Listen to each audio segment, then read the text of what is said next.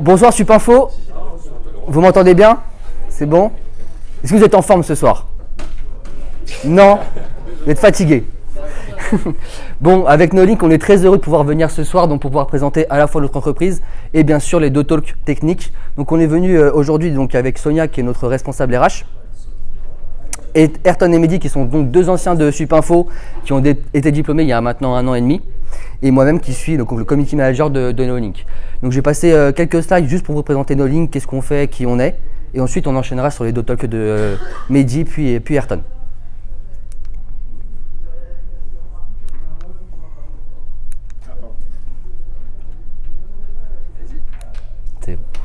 Donc Neolink, c'est une entreprise qui depuis 5 ans donc, travaille donc, dans le domaine de l'open source. Nous avons donc aujourd'hui en 2018 32 projets répartis dans divers secteurs avec, comme vous pouvez le voir, des projets très intéressants avec des clients renommés qui ont des stacks techniques très très intéressantes. Donc aujourd'hui, selon nos technologies, nos projets se répartissent de la manière suivante. 14% pour la partie Java et son environnement, donc JVM, 42% pour la partie JS, 40% pour la partie PHP et 4% pour la partie Agile. Si Neolink en est aujourd'hui à ce stade donc de 5,5 millions d'euros de chiffre d'affaires, c'est parce qu'on s'est construit autour de ces 4 valeurs. Donc l'engagement qui se voit aujourd'hui donc avec des Neolinkers qui se présentent donc dans leur ancienne école pour présenter des talks techniques, l'écoute qui se fait au travers des volontés de chacun de pouvoir évoluer sur des technos ou sur des frameworks en particulier. Et nous, Neolink, on fait en sorte de trouver des projets qui satisfont l'ensemble des collaborateurs qui souhaitent donc avoir une particularité dans un projet, monter en compétence sur un framework. Le partage qui se voit au travers bien sûr de nos nombreux événements. On fait beaucoup d'afterwork. Là, une image d'un Five qu'on a pu faire. On a fêté dernièrement nos 5 ans. Et la proximité qui se voit au travers du management horizontal où vous avez vraiment des échanges le plus régulièrement possible et vraiment un relationnel très très clair avec la direction. Et donc ces 4 valeurs nous permettent aujourd'hui d'avoir des objectifs assez importants et une ambition forte pour 2018, donc avec le recrutement de 40 nouveaux Neolinkers et un chiffre d'affaires à atteindre qui serait de 1 millions d'euros. Pour cela, nous avons 4 moyens d'y arriver. Bien sûr, nos tribus technologiques. Les tribus technologiques, elles se répartissent en fonction des projets que je vous ai montrés tout à l'heure, donc en fonction des 4 technos. Donc une tribu Java JVM, une tribu JS, une tribu PHP et une tribu Agile. Le but de ces tribus, c'est que chaque Neolinker connaisse ses pairs, c'est-à-dire faire du partage de connaissances, bénéficier la veille de chacun et bien sûr de pouvoir travailler sur des projets à la fois internes et aussi à la fois sur des projets clients. Donc c'est vraiment le but de faire en sorte que l'ensemble des Neolinkers qui ont la même appétence sur la même techno puissent se connaître et de ces échanges peuvent naître bien sûr des projets qui peuvent être commercialisés par la suite. Les autres moyens d'arriver à ces objectifs, c'est bien sûr augmenter notre présence. Notre présence, c'est à la fois l'événementiel, comme on peut faire ici, se présenter à vous, futurs diplômés. Et c'est bien sûr une présence dans les événements tech, comme le Devox qui se profile la semaine prochaine. Donc, je ne sais pas si certains ont eu la chance d'avoir une place, mais nous serons présents donc, au stand 22 si vous voulez nous rendre visite. Bien sûr, c'est dynamiser notre présence digitale qui se fait donc à la fois sur les réseaux sociaux où je vais passer donc sur les réseaux sociaux, donc vous pouvez nous suivre donc à la fois sur LinkedIn et Twitter, où là c'est plus sur un aspect tech, un aspect veille technologique que vous pouvez avoir des infos, et sur Facebook et Instagram, vous pouvez nous suivre et vous rendre un peu mieux compte de ce qu'est la vie chez Neolink et l'ambiance générale, à la fois nos afterwork et les nombreux événements qu'on peut faire. Suite à cette présentation donc, de Neolink très très légère, donc je vous invite à visiter notre site bien sûr pour en savoir un peu plus. Je vais laisser donc la parole à Mehdi et Ayrton qui vont enchaîner donc, sur 2 talks techniques. Donc le premier, les frameworks sont-ils indispensables? Et le deuxième, comment monter en compétence sur une technologie avec un projet from scratch. Donc ça du coup c'est vraiment 2 talks qui vont peut-être être orientés JS mais qui peut être je dirais reportés sur d'autres technos, en particulier le deuxième talk parce que c'est vraiment une idée vraiment de comment on doit aborder un nouveau projet sur une nouvelle techno. Donc c'est vraiment peut-être un exemple JS, mais qui peut être adapté sur n'importe quelle techno. Donc je vais laisser à Mehdi donc, se présenter et puis présenter son talk. Merci. Bonjour à tous. Moi c'est Mehdi. J'ai été diplômé de Supinfo il y a maintenant 1 an et demi. Et j'ai rejoint directement Neolink à la sortie. Supinfo, je sais pas, moi j'ai bien aimé en tout cas cette école. Ça m'a permis de travailler sur différents projets, de monter en compétences grâce au projet de fin d'année par exemple, et aussi grâce au stage comme vous avez pu avoir dès la première année où quand on arrive chez une entreprise comme chez Neolink, on arrive avec une certaine expérience. Neolink, Il est allumé ou pas? Ouais, c'est bon. oui, C'est bon. Neolink, ça s'est fait directement en fait après ma sortie d'études. On est beaucoup sollicité. On est dans un domaine où on a une certaine chance entre guillemets parce que on a plus de demandes que, il y a plus de demandes que de personnes sur le marché et on a cette possibilité de choisir en fait. Et lorsque je suis sorti de l'école, j'ai choisi directement le Neolink, qui est une SS2I alors que j'avais à peu près des a priori un peu au départ. Sauf que c'est une petite SS2I, 50 personnes environ, et ça permet de connaître tout le monde et aussi de savoir de pouvoir discuter directement avec que ce soit la direction. On a une bonne ambiance, il y a souvent des after-work qui se font, etc. Mais aussi, en fait, contrairement aux autres SS2I, quand vous allez en mission, quand on vous trouve des missions, vous avez toujours votre mot à dire en fait sur ces missions. C'est-à-dire que moi, la première fois que je suis arrivé en novembre 2016, j'ai passé des entretiens chez AXA pour un poste en front et des entretiens chez Attractive World pour un poste en bac. C'est pas eux qui m'ont imposé d'aller sur telle ou telle mission. On m'a dit vraiment c'est à toi de choisir, c'est comment tu as envie d'évoluer, etc. Alors que dans la plupart des SS2I, vous allez lui taper sur une mission au fin fond du 93 et vous n'aurez pas le choix d'y aller de toute façon. Donc voilà, c'est pour ça que j'ai choisi Neolink principalement. Aujourd'hui, je vais vous présenter une présentation sur le Dodge.js que j'ai assisté en 2017. Est-ce qu'il y a des personnes qui sont allées à la conférence Dodge.js en novembre? Personne. D'accord. En fait, cette présentation, c'est concernant les frameworks. Est-ce qu'ils sont indispensables? Cette présentation elle a été faite par Adriano Lovati, je vais vous la résumer un peu aujourd'hui, qui est un cofondateur de Django. Qui connaît Django? Okay. C'est un framework Python qui a été coécrit par lui. Et l'intitulé de cette présentation était Framework Authors Against Framework. Pardon. En fait, le constat qu'il fait aujourd'hui, et ce que je fais aussi régulièrement, c'est que aujourd'hui, on globalise un peu le JS à plusieurs frameworks, entre guillemets, alors que pas du tout. Aujourd'hui, quand on reçoit une JavaScript Weekly ou différentes newsletters, j'ai l'impression qu'à chaque fois, on reçoit des outils pour Angular, pour React, etc. Et c'est vraiment basé sur ce framework, sur des frameworks et non pas sur un langage ou sur un pattern ou quoi que ce soit. Aujourd'hui, l'écosystème JS, il est en perpétuelle évolution. On utilise tous des frameworks, on a tous utilisé des frameworks, que ce soit en stage ou sur nos projets personnels, nos projets de fin d'année. Mais on a une situation front-end JS qui est quand même très jeune, depuis 4-5 ans, et qui a impliqué beaucoup de standards, avec des précompileurs, des compilateurs, avec Gulp, avec des linters, etc. Cette mode, elle a été lancée principalement par Google, avec Angular il y a 4-5 ans, et depuis avec React et Facebook, Facebook avec React, pardon. Et en fait, le contre-exemple qui nous dit Adriano Lovati durant cette présentation, c'est son projet à lui qu'il a créé, SoundSlice. C'est une application web pour apprendre de la musique où vous avez une partition de solfège avec une vidéo et où vous pouvez faire des rollbacks, pas des rollbacks, choisir des moments précis pour bien apprendre telle note, etc. Et il nous affirme que ce projet sur lequel il travaille depuis 3-4 ans, il n'a jamais utilisé de framework, que ce soit ni du React, ni du Angular, il a utilisé tout simplement du Vanilla.js. Et en fait, il nous explique clairement qu'il a préféré en fait, se concentrer directement sur les patterns de son application pour avoir une structure assez solide, mais aussi pour par la suite rajouter des nouveaux développeurs et avoir en fait, un partage de connaissances beaucoup plus important. Parce qu'en fait, le constat qu'il nous fait, c'est que le problème des frameworks open source, il est bien placé pour le savoir, vu qu'il en a coécrit un, c'est que ça regroupe énormément de fonctionnalités, et très peu de ces fonctionnalités vont être utilisées par nous-mêmes. C'est-à-dire, il nous fait l'exemple qu'il recevait souvent des PR, des pull requests sur l'open source Django, où il y avait des personnes de Russie, une seule personne qui demandait moi je veux telle fonctionnalité, mais c'était purement pour son domaine. Et c'est jamais utilisé par d'autres personnes. Donc en fait, on regroupe énormément de choses.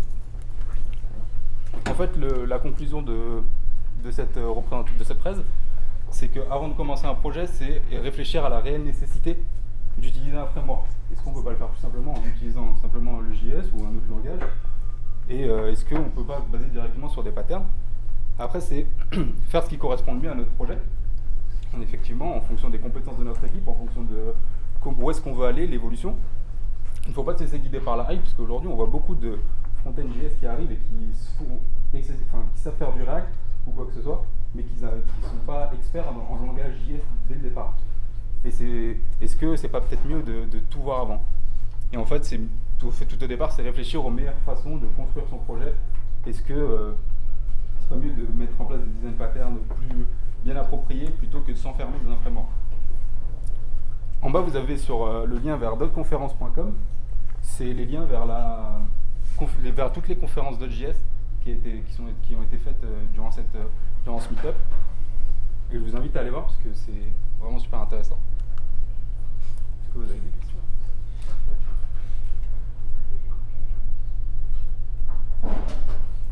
Je vais maintenant laisser... C'est toujours du MVC ou pas? Comment? Du MVC par rapport au framework Pas du tout, ça dépend du pattern que tu décides d'utiliser en fonction de ton application.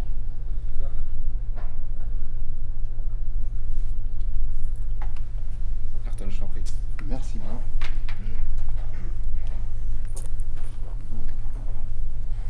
Salut à tous, moi c'est Ayrton, je suis consultant full stack JS chez Neolink. Comme vous avant j'étais à Supinfo, j'en garde un bon souvenir, principalement les stages de chaque année qui m'ont permis de progresser techniquement. Les projets de fin d'année aussi, comme vous j'imagine que, les projets de fin d'année qu'on faisait à l'arrache au dernier moment et on les validait, je pense que vous connaissez ça vous aussi. J'ai choisi d'intégrer Neolink parce que en fait, avant, je me faisais un avis des SS2I. Il y a beaucoup de grosses SS2I qui ont un cliché des boîtes qui vous envoient au charbon dans des missions qui ne vous plaisent pas forcément ou qui ne correspondent pas à vos technos. Et en passant l'entretien chez Neolink, j'ai pu voir qu'ils étaient vraiment à l'écoute de ce que je recherchais en fait. Moi, ce que je recherchais vraiment, c'était pouvoir ramener mes compétences dans l'entreprise, mais aussi pouvoir progresser au sein de cette entreprise. Du coup, ce qui est bien chez Neolink, c'est qu'ils nous donnent toutes les billes pour progresser. Moi, ils m'ont filé un MacBook pour que je puisse bosser en entreprise, en mission. Ils nous filent des IDE, ils peuvent vous filer des livres sur les technos que vous voulez, donc ça c'est vraiment cool.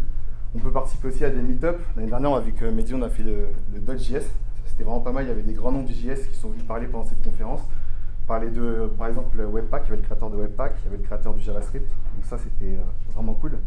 À travers Neolink, vous pourrez bosser dans de grosses entreprises. Ils ont un large panel de clients. On peut parler de SNCF, la Société Générale. Et du coup, moi, j'ai pu bosser sur pas mal de missions grâce à cette entreprise. Et j'en garde un bon souvenir il y a une mission particulièrement où j'en garde un bon souvenir. C'est Karenbot Media. C'est le site lacentrale.fr, annonce du bateau cardiaque. C'est la vente de voitures, vente de bateaux ou de motos de particulier à particulier. Et moi, ce que j'ai vraiment apprécié là-bas, c'est que j'ai pu bosser dans la partie B2B d'entreprise, donc la partie à destination des professionnels, qui représente 80% du chiffre d'affaires de cette entreprise. Et en fait, ça a été vraiment cool parce que j'ai pu monter en compétence sur ce que je fais actuellement, qui est du React et du TypeScript. Parce que, comme je vous l'ai dit, de base, je suis consultant en full stack. Et là, j'ai pu m'orienter plus vers du front JS. Du coup, ce talk va parler de ce projet-là que j'ai fait chez Karenbot Media, mais surtout deux problématiques que j'ai rencontrées pendant ce projet. Comment monter en compétence sur une nouvelle technologie, c'était donc du React et du TypeScript, et comment partir sur un projet from scratch. Du coup, lorsqu'on veut commencer un projet from scratch, il faut faire un choix de sa techno avec laquelle on va développer. Et avant de faire ce choix de techno, il faut bien connaître ses besoins. Donc comme moi, comme je vous l'ai dit, l'entreprise c'était Karenbot Media, donc c'est les voitures, etc. Et la partie professionnelle, en fait, c'est que chaque pro a un site pour sa concession où il peut mettre ses annonces de voitures, etc. Et ce pro-là, en fait, il a besoin de statistiques pour savoir combien de fois ont été vues ces annonces. Et du coup, ils avaient besoin d'un projet, c'était un tableau de bord de statistiques qui leur permettrait de voir du coup, ces stats. Donc moi, j'ai bossé dessus. Fonctionnellement, en fait, les fonctionnalités principales de ce projet-là, c'était la recherche d'une concession, l'affichage des statistiques et l'export de données, que ce soit en PDF ou en Excel. Du coup, moi, j'étais parti en fait, sur ce projet sur une single page application, vu qu'ils voulaient quelque chose de très dynamique, ça fait plaisir aux clients, du coup, sans rechargement de page. Et du coup, je peux utiliser un des frameworks JS assez connus, React ou Angular. Une autre chose à bien connaître, c'est sa cible. Moi, j'avais la chance, c'est que les clients en fait bossaient principalement sur les dernières versions de navigateurs, que ce soit du Chrome ou du Firefox. Et surtout, IE, c'est souvent problématique. Là, on avait la chance, c'était minimum version IE 11. Donc, ce qui est cool, c'est que j'ai pu utiliser les dernières technologies, par exemple CSS, comme les Flexbox pour faire du responsive, avec lesquels on a besoin d'avoir un minimum IE 10. Ensuite, une problématique qui revient assez souvent dans les projets, c'est le SEO. Moi, je ne l'avais pas personnellement, et c'est cool, parce que en fait, les professionnels, en fait, ils utilisent notre application en entreprise. Et ce n'est pas à destination des particuliers, donc on n'a pas besoin d'avoir un référencement de recherche sur Google. Et du coup, pas de problème aussi au niveau du framework, des frameworks type React, Angular, où on sait qu'il y a des problèmes de référencement. Du coup, une fois qu'on connaît bien ces besoins, on peut partir sur les choix des technos. Moi, ce que j'ai fait et ce que je conseille, en fait, c'est de vraiment regarder les pages de chaque technologie. Parce que, comme Mehdi vous en a parlé, il y a beaucoup de techno et franchement, on se noie, le web, ça va très très vite, il y a toujours du neuf. Du coup, sur ces pages-là, souvent, les créateurs, en fait, ce qu'ils font, c'est qu'ils font des expertises, mais ils font aussi des benchmarks de leur propre techno, en fait, par rapport à la concurrence. Ils sont toujours un petit peu subjectifs, mais au moins, on peut voir les points différents par rapport aux autres technos. Donc, moi, je me suis basé là-dessus. Il y a aussi un choix philosophique, enfin, votre philosophie de bosser. Est-ce que vous préférez vous-même associer vos composantes d'une application ou est-ce que vous préférez partir avec quelque chose de tout fait, built-in? Moi, je suis plus parti sur du React parce que c'est une librairie de vue assez légère et simple. Et j'ai pu moi-même composer en fait mon application avec les outils, que ce soit pour le routing, le formatage, etc. Pensez aussi à la composition de votre équipe et de votre deadline. Est-ce que vous êtes tout seul? Est-ce que vous êtes avec d'autres développeurs? Moi, personnellement, sur cette appli, j'étais principalement qu'avec des développeurs back, qui sont tous sur un langage, sur du Java, quoi, un langage fortement typé.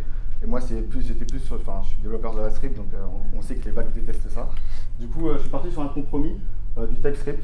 C'est du JS typé, et c'était vraiment pas mal, bonne expérience. Et du coup, maintenant, je fais même plus de JS, en fait, je fais que du TypeScript, même dans mes nouvelles missions. Donc c'est cool. Une fois qu'on a choisi ces technos, il faut commencer à coder. Du coup, il faut partir sur le point de départ. Une chose importante et assez classique, je pense que vous savez tous, c'est bien regarder la documentation. Moi, une erreur que je faisais quand j'étais à l'école, en fait, c'est que je survolais la documentation. Et lorsque je commençais à développer, bah, je rencontrais des problèmes, il y avait des points sombres dans mon process. Je me disais, mais d'où est-ce que ça vient? Du coup, ce que j'ai fait là, c'est que vraiment, j'ai pris le temps, même si ça prend un jour ou 2 jours, de regarder la documentation, de regarder les analyses, les issues un peu partout sur le web. Et comme ça, après, vous avez du recul sur la techno et dès que vous commencez à développer, c'est fluide, quoi. Bien regarder les projets existants. Souvent, les mecs qui créent ces technos-là, ils poussent aussi des exemples d'applications et ça peut vous permettre de bien architecturer votre projet ou de bien le structurer. Par exemple, Facebook, en fait, ce qu'ils font, c'est que sur leur GitHub, il y a une partie où vous pouvez voir plein d'exemples d'applications. Souvent, ce qui revient le plus, c'est la to-do list. Je pense que vous avez tous fait ce genre d'exemple pour vos projets. Je conseille aussi d'éviter les générateurs d'applications type Yeoman. En fait, là, c'est vraiment personnel, mais moi, lorsque j'ai commencé de développer, je me suis dit, je vais accélérer mon temps de développement et mettre en place un générateur d'applications. Donc, j'ai mis Yeoman. Ça m'a généré plein de choses, plein de dépendances. Et très vite, je me suis aperçu que je n'avais pas la maîtrise en fait, de ces dépendances-là. Je ne savais pas lesquelles étaient liées avec lesquelles et qu'est-ce qu'elles faisaient. Donc je me suis dit, je mets ça de côté et je fais tout from scratch, tout de zéro. Et moi-même, j'associe mes composants, mon process de build, mes dépendances. Et ça m'a vraiment permis de comprendre comment fonctionne mon application. Du coup, c'est vraiment cool de partir from scratch, de partir sur la lancée tout seul, mais il faut aussi bien regarder la communauté parce qu'il y a plein de choses qui ont été faites et il y a plein de gens qui contribuent pour que tout le monde développe plutôt bien son application, comme les GitStyle et Linter. Moi, par exemple, j'ai regardé pour le JavaScript, il y a Airbnb qui fournit un GitStyle, donc des normes c'est une référence, c'est une norme de comment coder son application, utilisée par énormément de personnes. Et du coup, ça peut être pas mal comme ça si d'autres développeurs rejoignent votre équipe. Du coup, ils seront plutôt à l'aise parce qu'ils suivent les mêmes GitStyle. Et j'utilise aussi un linter qui me permet de me faire des alertes lorsque dans mon code j'ai des problèmes. Donc c'est vraiment pas mal. Il faut bien regarder aussi les GitHub issues lorsqu'on a des problèmes. Moi, je sais que dans le passé, j'étais plus un lecteur, je dirais. Genre, je contribuais rarement. Je cherchais les mecs qui avaient les mêmes problèmes que moi. Je vais me expliquer. Dès que j'avais un problème, j'allais sur Google, du coup je tapais mon problème et j'allais sur les issues et je regardais. Et parfois ça arrive que vous soyez les premiers à avoir ce problème-là parce que ça peut être une dernière release que vous utilisez. Donc il ne faut pas hésiter à contribuer et à poster son problème sur les GitHub issues, surtout que c'est les mecs qui ont créé ces applis-là qui vont vous répondre et c'est des pros et c'est des mecs qui sont motivés à contribuer sur ce genre d'outils. Et du coup, le dernier point, le meetup. Participer à des meetup, il y en a plein sur Paris, vous avez le site meetup.com, avec Mehdi, avec la boîte, on en fait très souvent. Donc voilà, pour moi c'est la conclusion, en fait, c'est vraiment c'est mes conseils du coup pour partir from scratch sur un projet et pour progresser lorsqu'on ne connaît pas une technologie. Du coup, je laisse place aux questions. No question.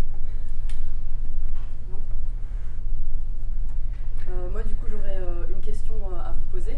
Merci pour votre intervention. Si vous aviez quelques conseils en fait à prodiguer aux personnes qui sont là aujourd'hui pour être de bons consultants et de bons développeurs, qu'est-ce que vous leur conseilleriez? Moi, je dirais que c'est de trouver un sujet qui vous motive ou qui vous passionne. En fait, je sais qu'à l'époque, j'ai fait certains stages où je bossais sur des technos qui me plaisaient pas forcément, du coup, j'avais pas forcément la motivation. Et là, avec ma mission chez Karenbot, là, par Neolink, du coup, j'ai fait du React, du TypeScript, j'ai vraiment kiffé. Et du coup, maintenant, je suis vraiment à fond, enfin, je contribue, etc. Donc, trouvez un sujet qui vous passionne. Faites de l'AV régulièrement, il y a plein de newsletters. Moi, je suis abonné à wdrl.info. Du coup, c'est une newsletter qui vous permet toutes les semaines en fait, d'avoir des infos sur le monde du web, que ce soit sur l'accessibilité et la sécurité. Donc c'est pas mal. Et je dirais, remettez-vous en question techniquement assez souvent, parce que c'est comme ça qu'on progresse en connaissant nos erreurs. Donc échangez avec d'autres développeurs, des collègues sur le web. Donc voilà, ce sont mes conseils. J'ai rien de particulier à ajouter, entre guillemets, tout pareil, ouais, surtout de la veille technique régulière tous les jours, etc. Après, c'est vraiment de la remise en question aussi également, parce que ça change tellement vite qu'on a besoin de tout le temps se remettre en question et d'évoluer. Ok, super. Ouais. Du coup, je vais conclure donc la présentation. Donc remercier tout d'abord Mehdi Ayrton pour leur présentation. Du coup, c'est par exemple grâce à nos tribus technologiques qu'on a pu créer ce genre de talk. C'est des thématiques qu'on avait proposées lors d'un rendez-vous tribu. Et donc c'est à l'issue de cette tribu qu'on a pu mettre au point ces talks techniques. Donc c'est vraiment l'intérêt pour nous d'avoir contribué de par cette tribu justement à cette veille collective, parce que leur talk il a aussi intéressé l'ensemble des personnes qui sont intéressées par le JavaScript bien sûr, et de manière plus globale sur tous les développeurs que contient Neolink. C'est vraiment donc des avis que tout le monde peut reprendre et adapter sur n'importe quel techno. Donc restons en contact, bien sûr c'est l'intérêt de notre venue aujourd'hui, c'est de pouvoir se présenter à vous, et donc c'est pour ça qu'on est quand même venu en nombre, c'est justement pour pouvoir répondre à toutes vos questions. Je vous en ai pas parlé tout à l'heure, mais on a été tout récemment certifié Great Place to Work. Donc si vous voulez échanger justement sur les raisons pour lesquelles nous avons été certifiés Great Place to Work, ça peut être aussi un moyen de pouvoir échanger et pouvoir vous expliquer plus en détail ce qu'on fait Neolink et pourquoi on s'y sent bien. Et comme je vous l'ai dit tout à l'heure, bien sûr, c'est nous suivre sur les réseaux sociaux pour être au courant des événements sur lesquels on est présent, et bien sûr être au courant de ce qui se passe chez Neolink. Et si vous voulez bien sûr rester en contact avec donc Sonia, moi-même, ou bien Dark Vador, une seule adresse possible, jobs@neolink.fr. Donc ici il y a plein de goodies, il y a plein de bonbons, donc je vous invite vraiment à venir vers nous et puis partager plus en direct si vous le souhaitez. Il y a également des fiches de poste à dispo, si vous voulez plus en détail savoir exactement ce qu'on recherche comme dev, n'hésitez pas donc à venir prendre les fiches de poste et puis parler justement des expériences de Mehdi et Ayrton, ils sont issus de votre école, et de parler bien sûr à Sonia qui est la DRH de l'entreprise et qui pourra vraiment vous parler plus en détail de l'environnement et ce qu'on recherche chez Neolink. Donc merci à vous de votre présence, merci d'avoir fait l'effort d'être resté ce soir, et bien sûr peut-être à très bientôt. Merci.